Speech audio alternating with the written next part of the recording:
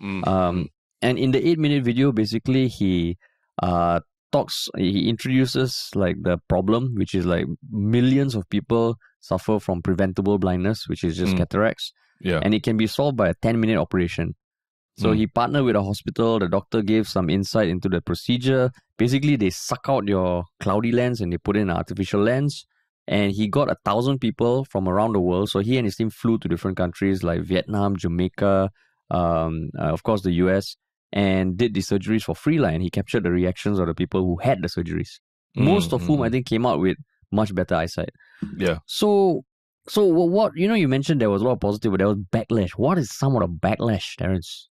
I think some people are, okay, on one level, there's a lot of people on Twitter calling him out for it's as if it's charity porn, where he's basically using these people's misfortune or inability to pay for healthcare as a clickable video to create for his audience to get 68 or whatever 70 million views, and then to make money from that. So there's one level of criticism. The second level of the backlash is, I think, a general feeling of distaste that it requires a millionaire or billionaire philanthropist to come forward and want to make a YouTube video about curing 1,000 people, for these 1,000 people to receive a basic necessary healthcare procedure that people are asking why can't it be paid for by public services or government or someone other than just a random philanthropist who decides I want to make a video about it. So that is mostly to me what the two levels of criticism are. Am I missing out anything else that you've seen? There was one more about the thumbnail, which is basically him and a child who has like his eyes just unbandaged and happy with what he sees. So I don't think the child actually features in the video, but it's that kind of like very YouTube-y kind of video with the mouth open and like just like exclamation. But that was just the aesthetics of it. So we mentioned two. One is the criticism towards MrBeast, like poverty porn, and the criticism of the issue itself. Like, why is this so? Why is it such a difficult process for people to do? What's holding them back? So do you agree with the criticism of him? Because we have spoken about him. We have spoken about the Squid Game video and our thoughts on it. But in this case? So I think we are quite uniquely placed to talk about this, right? Because in our history as YouTubers as well, we did do certain videos that, in a similar vein, where we are, working with whether it's underprivileged or marginalized groups to try and highlight the issues that they face via our videos. And like cardboard collectors. Yeah, I have. Exactly. We did we will put links, but we did a prank where we dressed Haresh up as a elderly cardboard collector, and basically got a wrestler to body slam him into a pile of junk and see how people would react to that. Elderly abuse, primarily.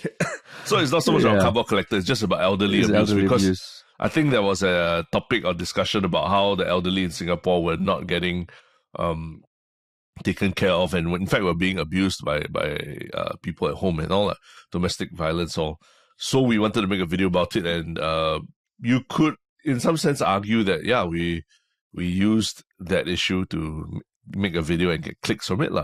So we've spent a lot of our time in our past making pranks around social issues, or another one that comes to mind is our Labor Day video, where we also interviewed two migrant workers and basically had them to tell us about their experience of being a migrant worker in Singapore, what was difficult about it.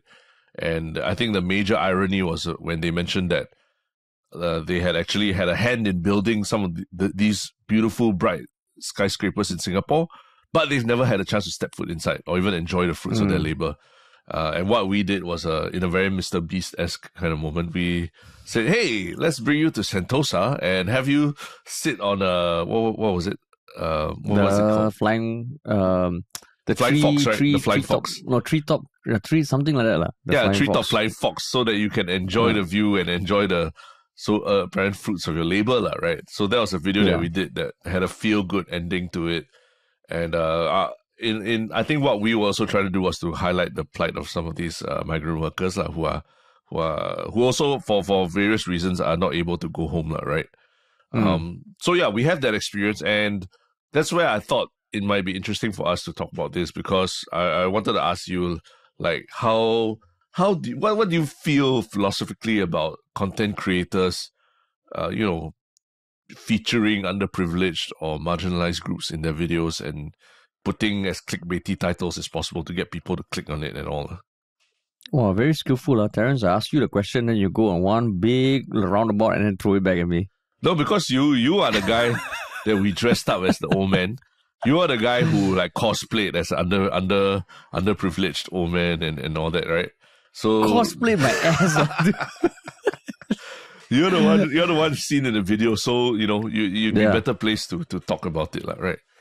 Yeah. So my take on it is that if you do something that generates more awareness, that doesn't harm people in the process and doesn't undermine or trivialize the issue, I'm totally fine with it. I'm totally fine with it. And that's why in this case also I feel like I think the criticism of a Squid Game video, that one I agree to a certain extent. But this one I totally disagree, and I think it's fucking stupid. The disagree with the criticism? Yeah. That I mean, part of the extension of the poverty porn criticism was that if he really wanted to help, he wouldn't have to make a video of it, because the video he'll make money from the video. So if you really wanted to help, why do you have to stick cameras in their face? Yeah, we get it, you're rich. Just help without making a video, and you're exploiting them for content, lah. So I completely disagree. Which kind of extrapolates from my own belief about it, lah.